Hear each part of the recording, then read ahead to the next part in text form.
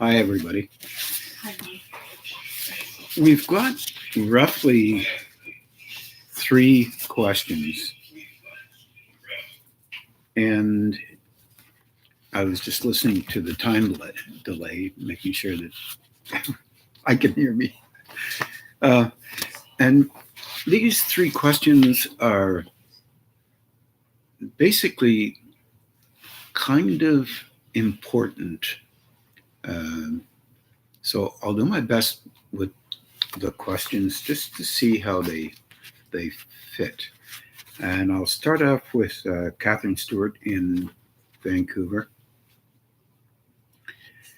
And here is a statement and a question. I've tried to write something out to see if I can help her to make some sense of something. But she says, is there a way to heal fear from the interspaces? Which means I have to talk about the interspaces. If energy is shone into an injury, there seems to be a healing. But it's hard to get inside fear. There's a whole interaction with this first couple of sentences. If energy is shone into fear, it seems to know that it is being cleverly pushed away in a guise of healing, and it grows.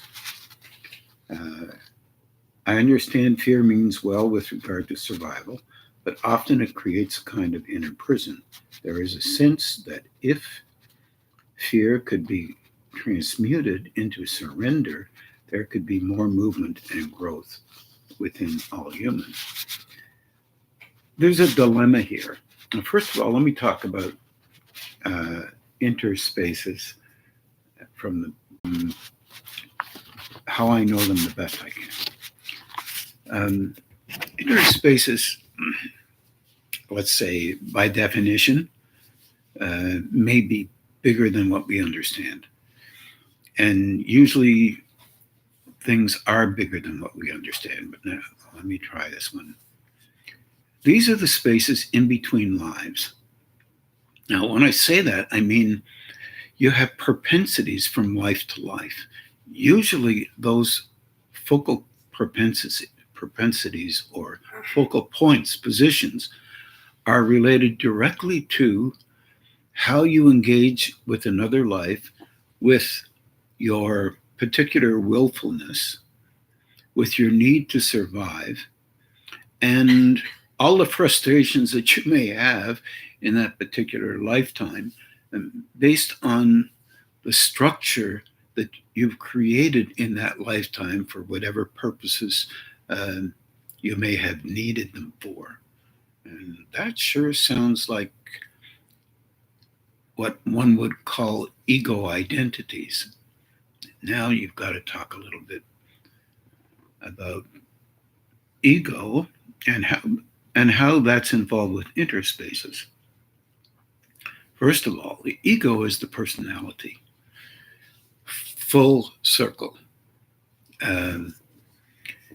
If you look at it from the old traditional way of looking at it, from the Freudian way or the Greek way, your ego was the system that you set up, that you cultivated for the purpose of engaging with life and utilizing that form for the purpose of survival and your relationship with others and your relationship with yourself, your self-protective natures.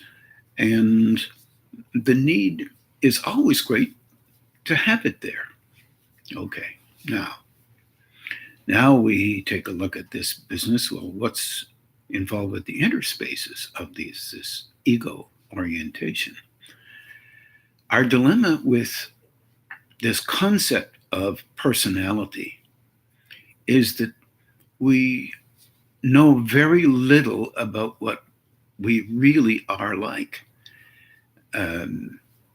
Our fail-safe orientation in life is that we think we know exactly what we're like and how we normally function and all the reasons why we function that way.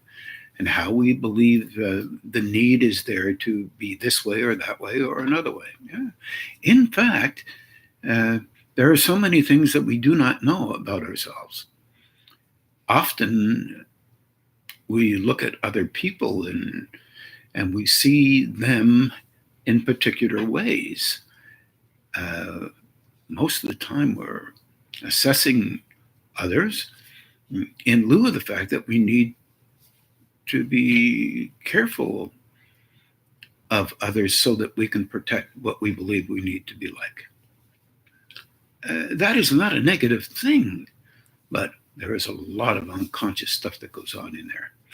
And there are spaces in between our conscious awareness and our unconscious engagement with life. These are also interspaces. What you figure out are positional stations almost, so that you can move towards figuring something else out. And that's on the conscious level. So we're not even talking about reactions yet.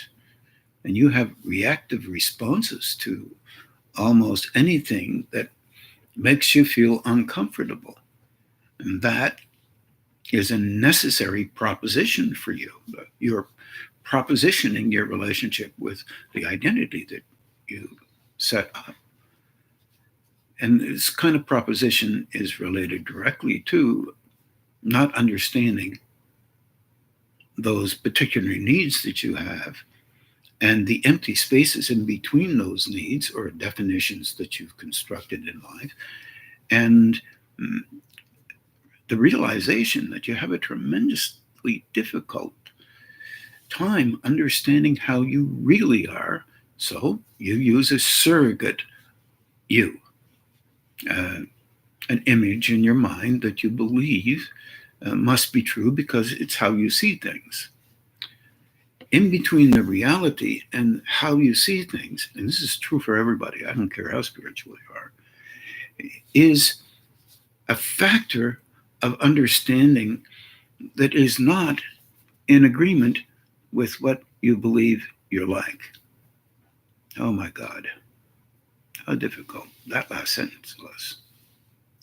In other words, you are different than what you believe you are. Well, that one doesn't go well with us. But nonetheless, that's an aspect of an interspace. A relationship that you have is different than what you believe you have. And you do the best you can with that. That is not up for grabs in a negative way or a positive way, right or wrong. It's just there, and it's there in everybody. It is not a devaluation or an increase in self-importance, but these are defenses that relate to fear of loss of something. Usually it relates to credibility in some way that all of us have inside ourselves. And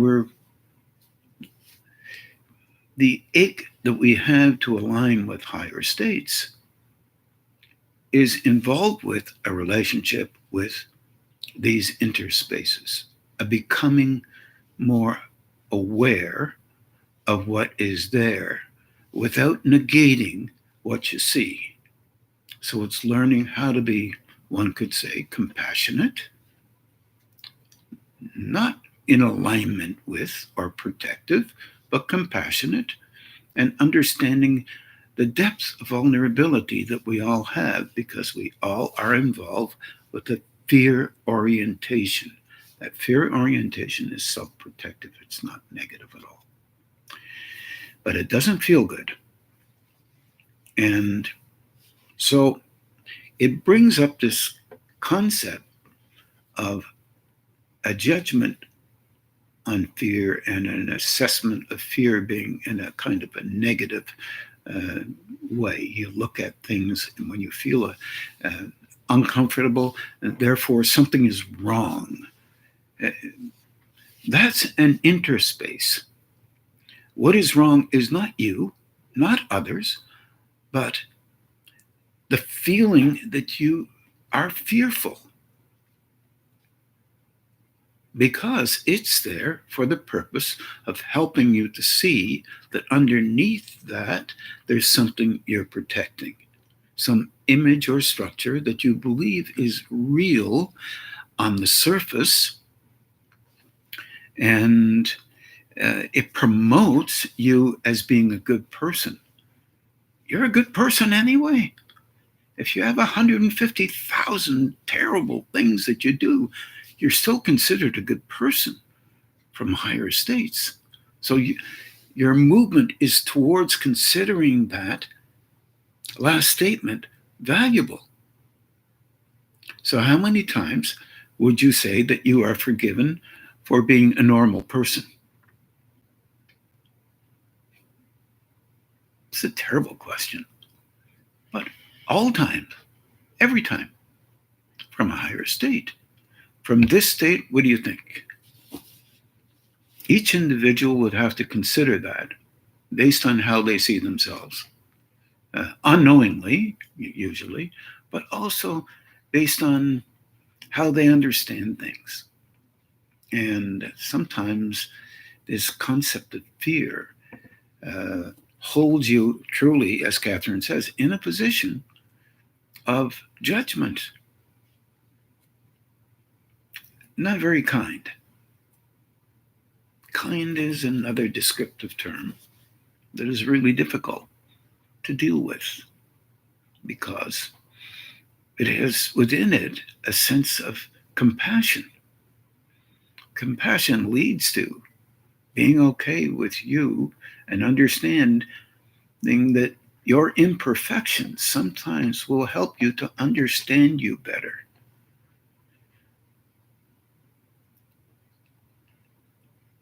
Understanding you better moves you away from the sense of fear.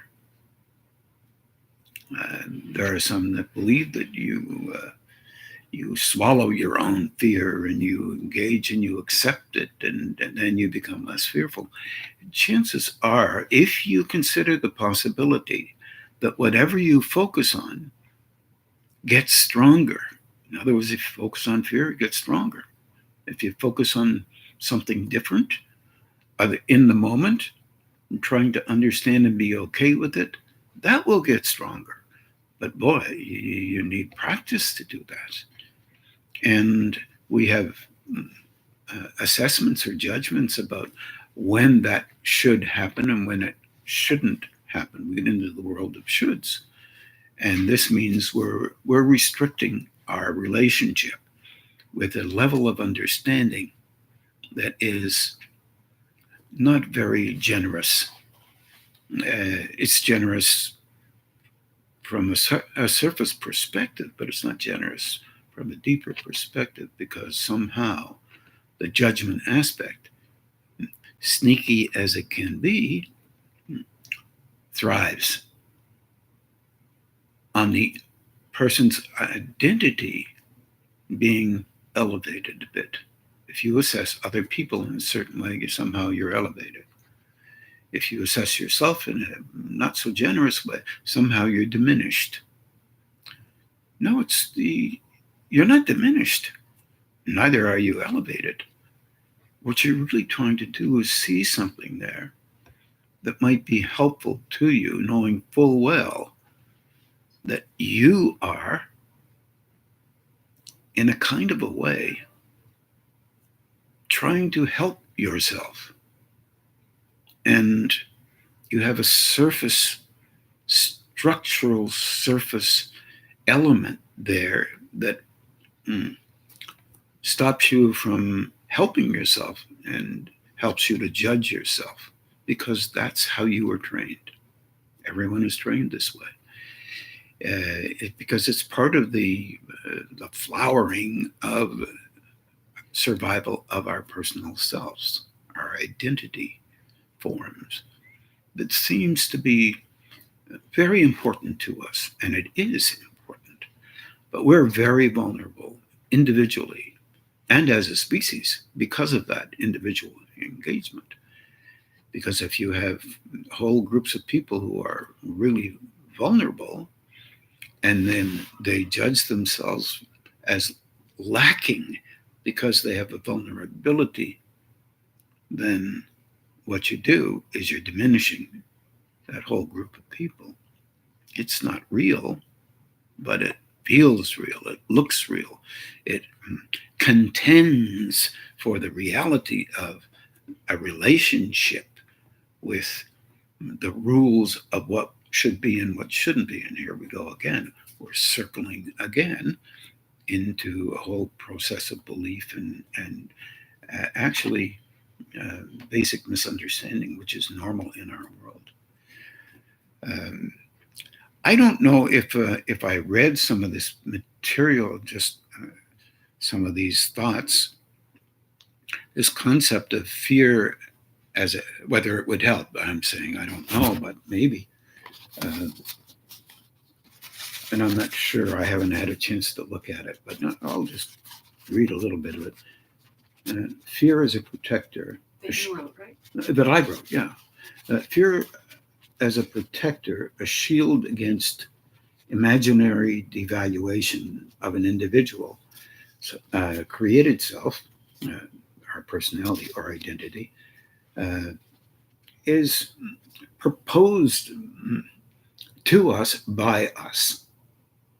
We do this from the beginning, and we do this based on all the clauses that we have that we need to remember from the copying of our family background, and also the anti-copying of our family background.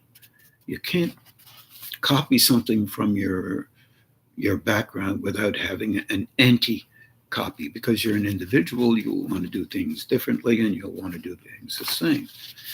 We're all in a mix of ideas, identity, values that protect against recognizing that our way of thinking and reacting is in constant motion, as is everyone else's. For example, if you hear a person talking in a certain way, you will assess that person based on that. This is your assessment, and you will be the assessor. Who else is going to do that for you? It's you, and you will agree with you. You will assess them based on a moment. If you never see them again, you'll keep that moment's assessment in your mind about that person. That person is not that assessment. There are many other things beside that assessment, but you have created something that's not real. Only in a moment, and they may shift and move on from there and do something totally different. This is understanding the momentum of an engagement with life by an individual. We don't stop or hesitate and try to think about this too much. We lean on emotional reactions, our personalized views, without an attempt to revise or reconsider our momentary stances. Fear is a strong emotion against being seen as less than, or a catalyst for self-protection, as with everything else focused on consciously or unconsciously, is increased with any kind of a particular attention, any attention you have. Energy increases. I know I've talked about this before, but nonetheless, energy comes into you and you use it for the purpose of engaging with life the way you believe you need to in a moment. You daren't change that, one might say, because it will change you. Yes, that's what internal growth is. But it doesn't mean you have to be at it 24/7. You're not giving yourself enough time to see what you're looking at without judging. How are you? Well, judging or being afraid of something is actually taking up your time. And that becomes, the more you do it, it becomes something you have to do to validate something in you that would be necessary to validate. Otherwise, you some image you have of yourself shifts. Having the right to shift an image is basically very similar to having a right never to shift an image. Both are worthwhile looking at. Okay. We react to this focus that we might have more and attend to it instead of realizing we are afraid of being different or less than we tend to imagine we are in our or other people's eyes. Other people to us seem important, and they are. I'm not saying they're not. But in the engaging moment or second that you have with seeing you, we have certain ways that we respond. You do the same thing with others. Your relationship with life is constantly looked at by you unconsciously. I'm just talking about looking at it consciously and being respectful of it, noticing those things that could be reconsidered and being okay with doing it. I agree, other people will look at you and they will do what we just talked about in a single moment. They will assess you, blah, blah, blah, blah, blah. But you are responsible for helping you. You're the helper of you, not the judger of you. But we are trained to do that judging because we don't live up to perfection. There's no perfection. There's idealization. Well, you have a view of what things should be like, and you try to do that until you don't. Until you say, well, I don't agree with that. Or you just reflexively do something else. Then you fear to have the image shift and change, and then you either protect it or try something else. Learning how to soften reactions is really important, but it's not the way we're taught necessarily. Okay, anything else here? You can see how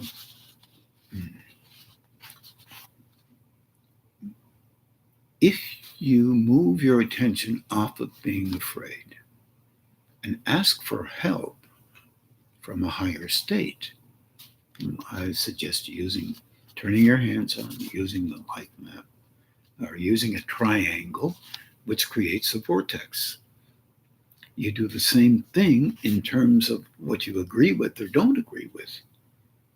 But when you intensify your own will, assess and judge emotionally, physically, mentally, it's a triad, and you focus it on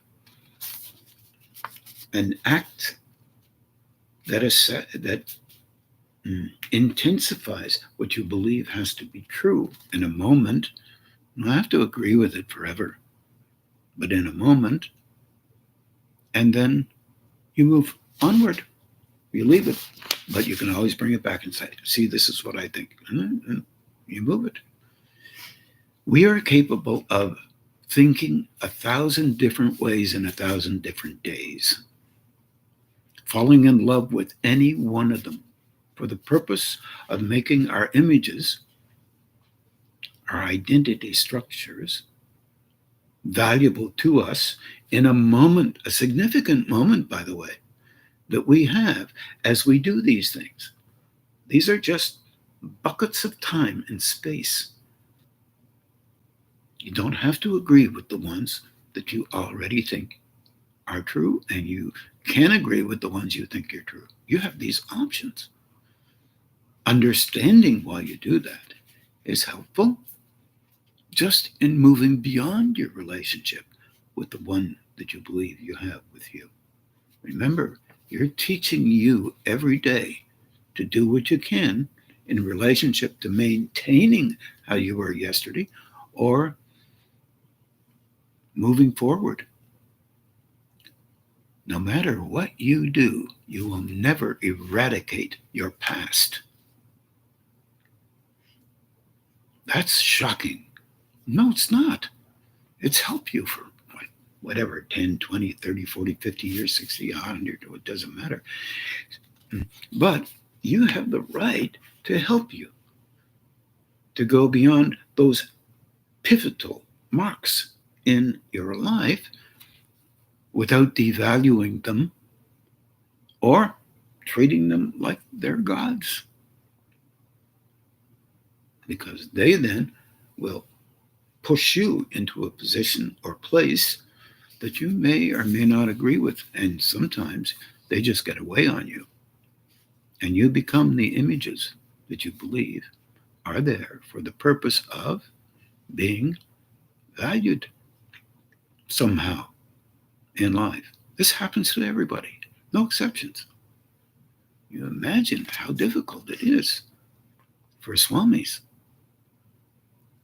who have hundreds and hundreds of people in a population of billions. And they come to them and they start to believe that they are extra important. How difficult is it for them?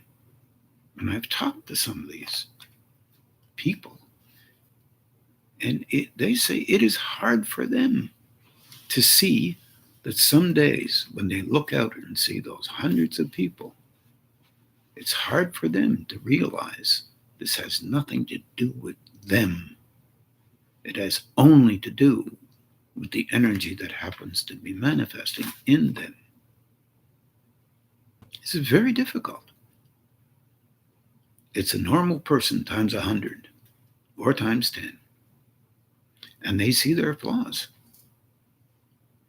Unless they are hiding from their flaws and they fear to see them. Once they do see them, they let them be their friend. How is that? They notice when they're feeling elevated and they say, and they can feel their vulnerability. They're the only ones that sees their elevation. And then they see that it's okay for them to quiet down the elevation because they know that that level of energy that's there is there to help shift people into a different state for a short period of time so that energy can pour into them little by little. But here's the problem, and this is part of Catherine's question. As soon as that higher state energy is moving into a person, they become fearful that they will find out that how they are is not how they need to be. How that works is just energetic. Think of a fog all around you, which is energy. It's your personality. You pull certain habits and you act in certain ways every day. So there's kind of a mark and markings in the fog. If you have certain reactions to certain things under certain circumstances, you don't even have to think about it. There's a reaction that occurs because you've had the same reaction thousands of times. So the pathway is already made. So a reflex occurs. Out of your mouth comes statements that you don't even consider thinking about. Yep, everybody, including the Swami or the Guru. The difference is you start to notice and you say, okay. That nervousness and fear pulled my natural reaction out to speak in a way that I need to speak to protect myself from finding out that's what I did.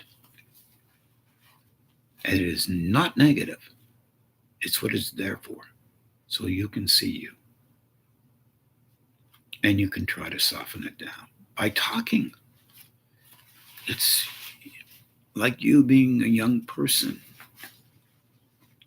and you want to be the mummy and the daddy. And so you have to be the authority figure. In higher spiritual engagement, there's no authority figure. That's the problem. It's just loving. This is very difficult for us to understand because we know without that authority sense, we're nothing because that's how we were trained. If you've ever had an experience of being internally loved, there's no room for you being an authority. There's just the ache to have that happen again. And if you can calm down the fidgetiness, the nervousness, the anger, the resentment, the frustration in you that helps you to maintain the position and place that you are constructing every single day of your life, you start to notice that loving that never left. So it doesn't see people from a negative point of view, no matter what their problem is, no matter what their difficulties have been, will be. It sees them as an individual growing. We don't have a very easy time with this. And this we can understand, at least if we've ever had children and ever tried to bring them up. Rent a child for a day. Isn't that a terrible thing to say out loud? And you're responsible for that child. And you know it. It's a conscious thing. But you don't have to worry. The second day, you might be able to ship it off back to their parental background. So you don't have to worry about the second day. But you and I and all of us make images of these forms, and we do the best we can with them. So when the higher states start to get more consciously engaged with us, and this is a question from I won't tell you who said this question because there's so many people who have asked this similar question. When you start to have experiences that relate to higher states, they seem kind of weird, but then you have to ask the question, why me? Why would they happen to me? Or why would they happen to them or whoever? And how come they're not happening to me as much as they're happening to some other person? Maybe you are not as afraid as that other person is. Some of these experiences are there for the purpose of helping us to be less afraid of those things that are not normal in this world, and slowly begin to understand that we're a form through which higher states operate for a purpose that is different than our personalized purposes, yet in a way it's connected. We love ourselves, and we're trying to broaden out that loving when we're involved somehow with higher states, at least to some degree, to a purpose that would allow others to be consciously aware that there is such a thing as higher states. You use the words that you believe you must use to feel comfortable with you. God, Holy Spirit, universal flow. And it tries to help us to understand how we are, what we are, who we are in that form that we've gristled in to ourselves by actions, by thinking, by emoting, by engaging the best we can with beliefs that we've had or have, and making sense, trying to make sense of the fact that a universal level doesn't see us from a negative point of view when we've been told quite the opposite.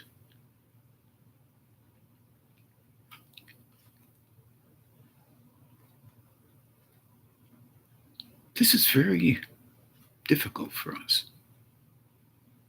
But what an experience to be touched by some unusual experience so that we can allow ourselves to be okay if another one occurs. Or should we be okay as well if we notice things within us that we wouldn't really agree with if we saw them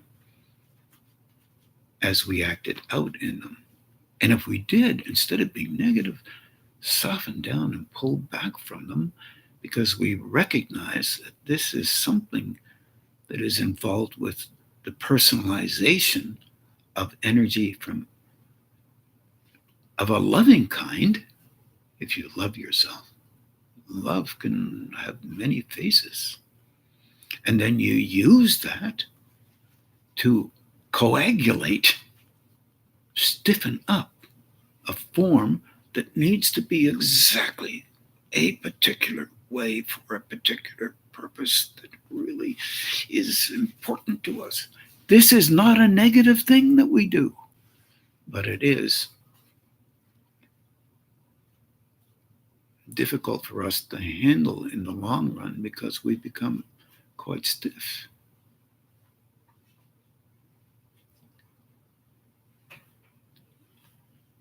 I wish for everybody tremendous experiences. I wish for everybody that they're not superior because I had them. It's just your time to notice that there's something beyond you and to be okay with the you that you are and learn how to adapt a bit to seeing some of the stuff that those high states see all the time and have adapted to you and love you in spite of your foibles.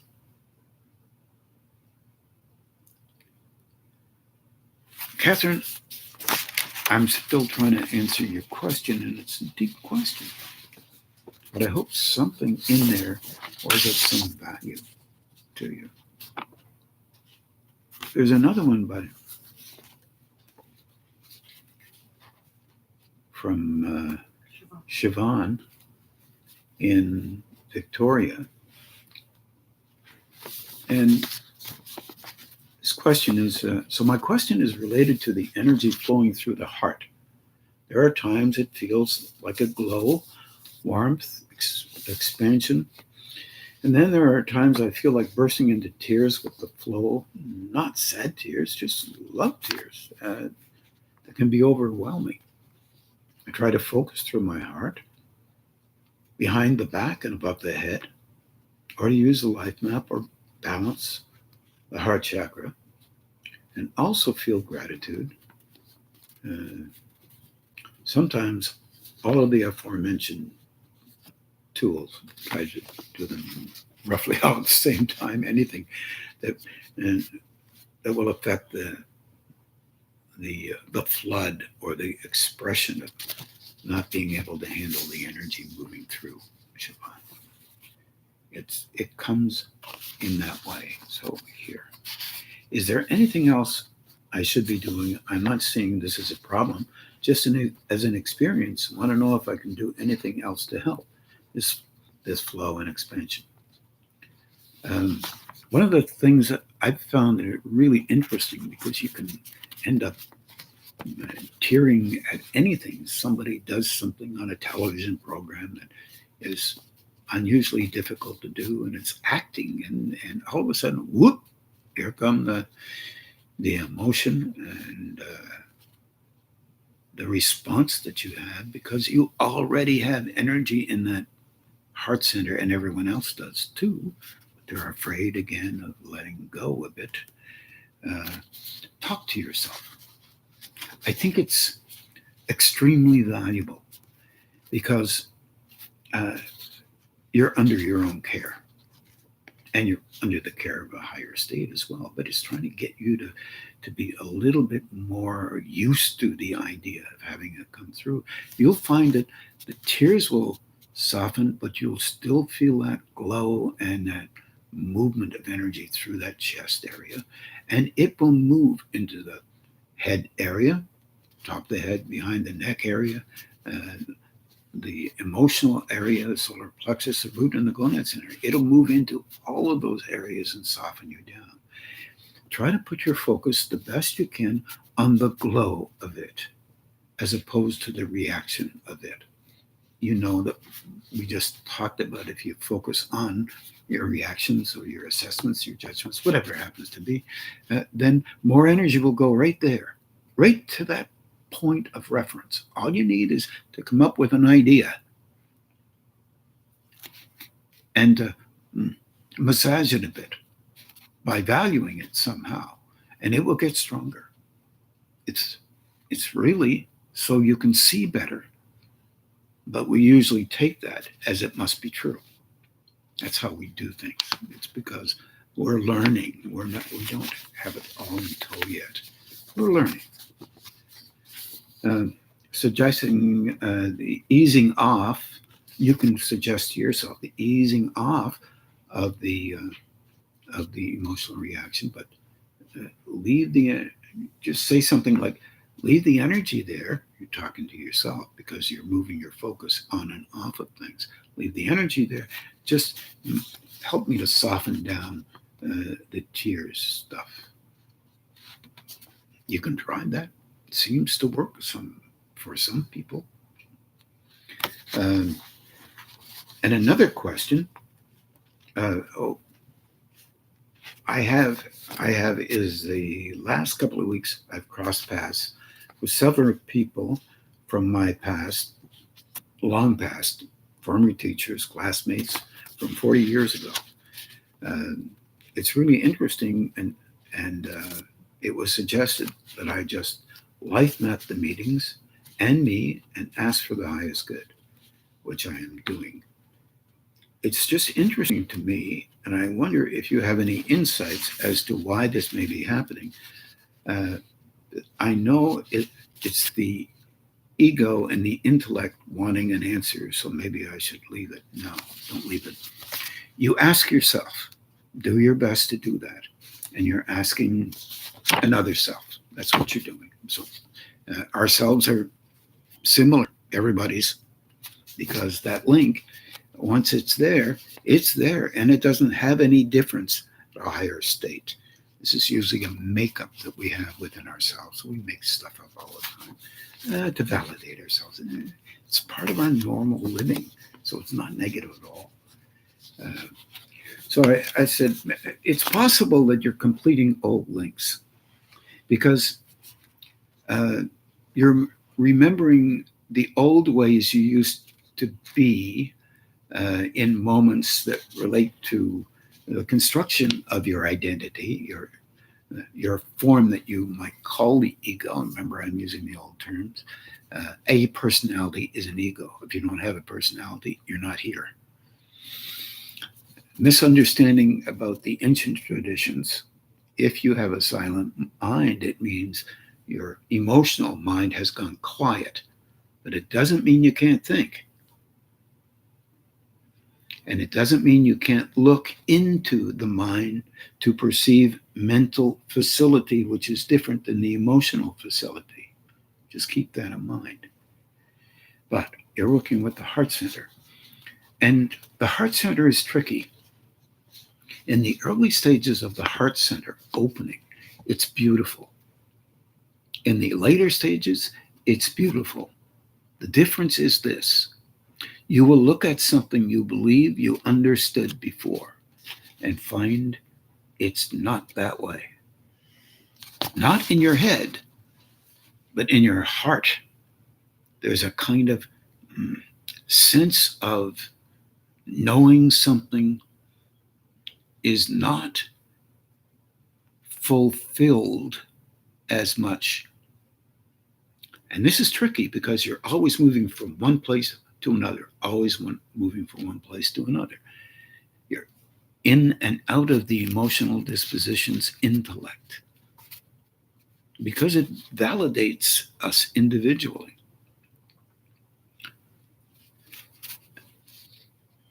Experience with the heart center is often important during and prior to and after the mind is going quieter, because you don't lean on the mind, the intellectual mind.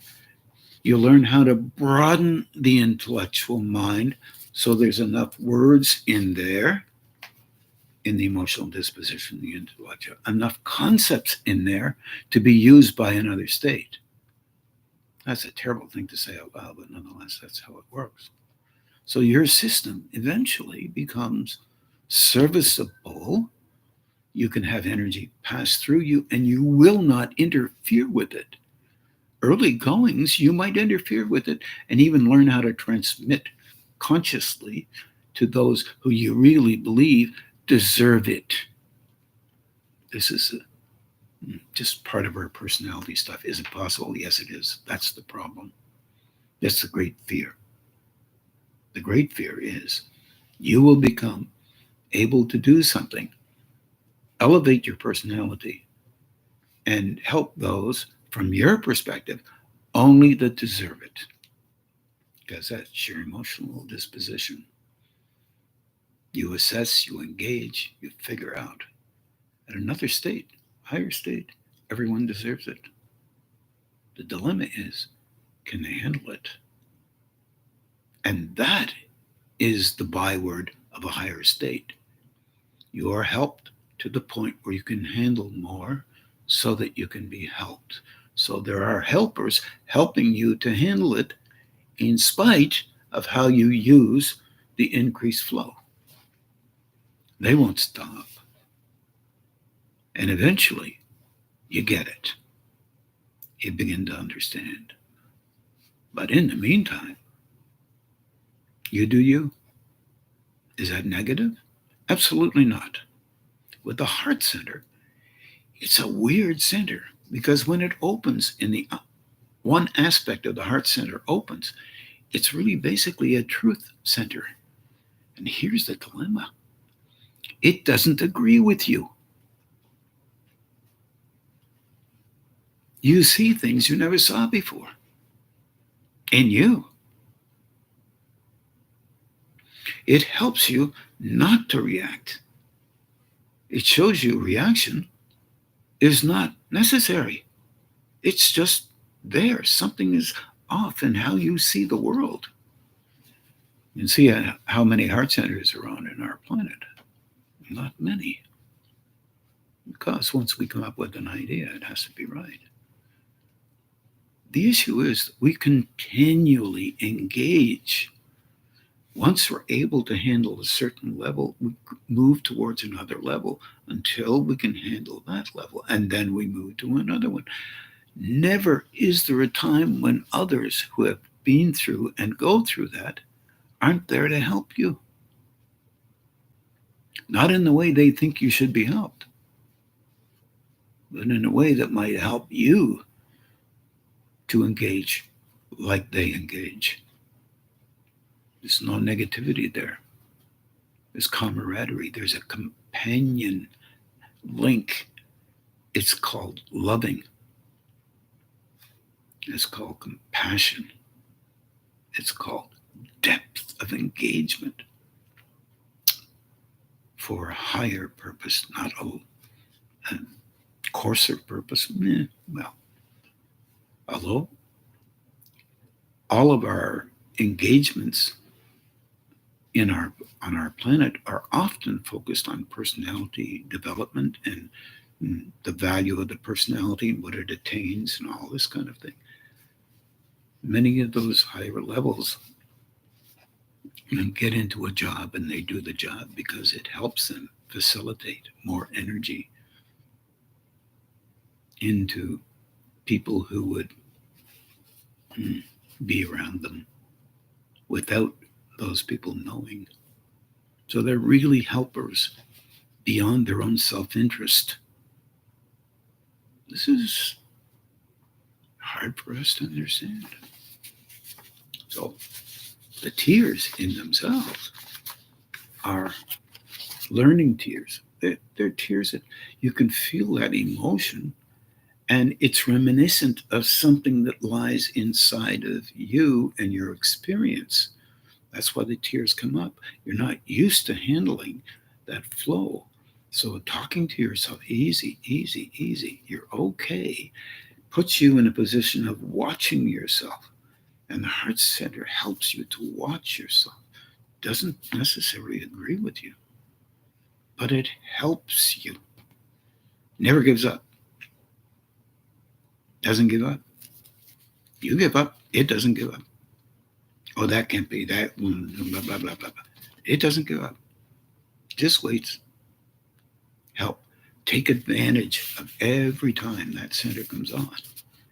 And it's not necessarily true that the heart center is on when you're crying. Lots of tears are related to the root center and the solar plexus and the gonad center. That link up with these three working together to validate the individuality of a system, which is a precursor to broadening out beyond that particular linking concept, is very important. We must be able to be okay with ourselves, no matter what. Not always making sense to us in relationship to how we see the world, and it's been explained to us. And life itself. Let me see if I